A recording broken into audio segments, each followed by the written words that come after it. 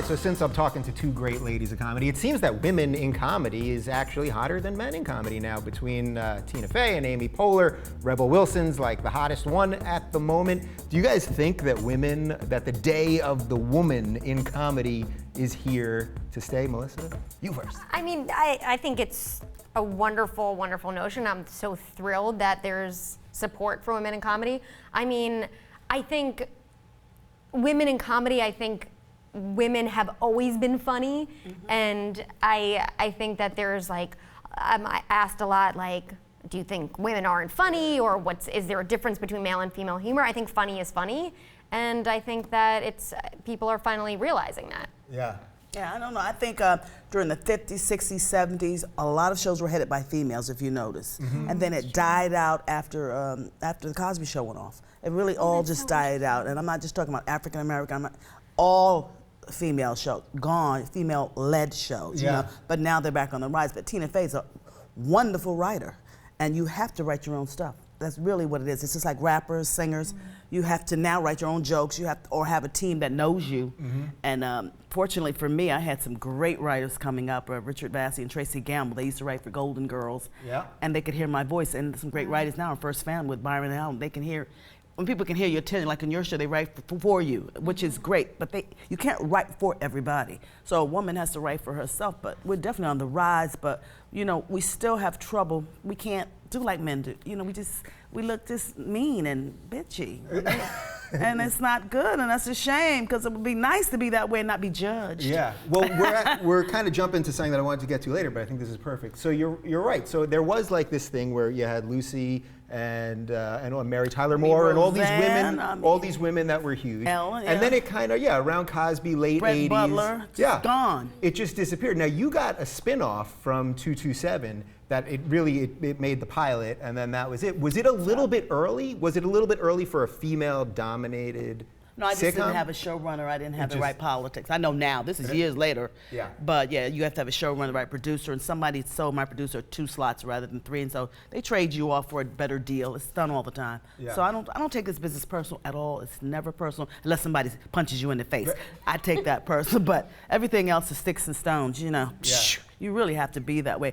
And when you leave an audition, this is my advice. I know you didn't ask this to any up-and-coming actor, comedian. Leave the audition and leave it right there in the room. Don't take it with you into the street. Just go home and continue doing what don't think about it. Oh, I need this job, because I've been there. I mean, I cried over a job I lost as recently as, what's that show where the girl smokes pot and she sells it and then she goes with a DEA guy. She's on cable. You know what I'm talking about. Weeds? Yes, weeds, thank you. Smokes pot, weeds. I kind of put that one together. Yeah. But I forget it, you know, but I wanted that part so bad. And the girl on there is great, you know, but I was like crying in tears because it was 2 of us and I didn't get it. I usually win. Let me knock on wood. I do, I usually win, but I didn't win that one. I was so upset and I was morbid for like 3 months. And then it came on, I went, oh no, that wasn't my part. No. You know, because I didn't agree with the material either. And I didn't know that, who knew? So. Sometimes it's not for you. Yeah, what do you guys think about having to be sort of sexy in comedy? Because girls sort of have to be. It's just the way it is. Guys can be sort of fat, slovenly losers. Every sitcom is about some disheveled schmuck who can't really do anything, and he has a gorgeous girl. But you, I mean, both of you on all your shows and on Big Bang Now, you guys are sexy, even if you it's nerdy sexy, it's nerdy hot. Like, how does that play? Like Sophia, I love her. Sophia Vergara, a Modern Family, I love her. Yeah. You're right, I lied. I do like sexy and funny. There you go. So how do you deal with it? I mean, I think on Big Bang, I think what they do so beautifully is smart. They make smart sexy. Yeah. And you know, I'm not in anything that's like super revealing or anything like that, but they write very, very smart. Very witty. Is it weird as an actress when, you know, so much of what you do has to do with your look in a certain way, and then they scale it back for you when you're on air because you have to either be wearing glasses or wear things that maybe you wouldn't normally wear, that kind of stuff? We can see she's sexy. I don't know. She thinks she hiding. But we see, honey. Thank you. Thank you. I think she has a crush on you. That is very exciting to me. I'm very excited by that.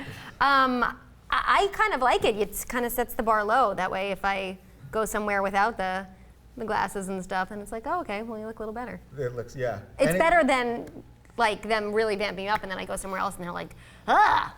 Yeah. Right? They really do a good job for you. Looking good. All I know, right. you look better in person. That's what they always say, right? yeah. You look, you Which look is better the in most person, by the way. passive-aggressive You fine, as a compliment. matter of fact. Your pictures on Twitter, they cute, but you fine. I thought I'd say that.